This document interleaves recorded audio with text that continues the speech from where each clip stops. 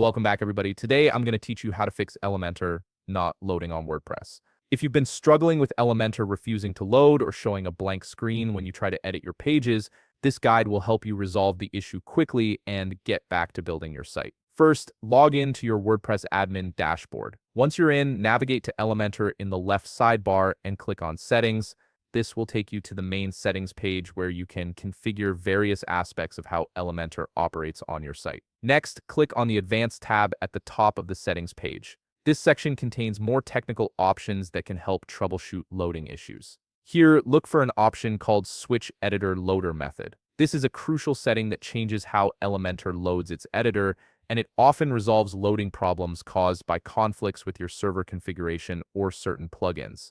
Go ahead and enable this option by toggling it on, then click Save Changes at the bottom of the page. Give it a moment to save your settings properly. Now that you've adjusted the loader method, it's time to ensure all your plugins are up to date, as outdated plugins are a common cause of compatibility issues. Navigate back to your dashboard, then click on Updates in the left sidebar. On the Updates page, you'll see a list of any plugins that need updating. Click Update Plugins to install the latest versions. This step ensures that Elementor and all other plugins are running on compatible versions, which can eliminate conflicts that prevent Elementor from loading correctly. If Elementor is still not loading after these steps, the next thing to do is identify if another plugin is causing the conflict. Go to Plugins, then click on Installed Plugins. Here, you'll see a list of all the plugins currently installed on your WordPress site. To isolate the issue, you'll need to deactivate all plugins except Elementor. To do this efficiently, check the box at the very top of the plugin list beside plugin.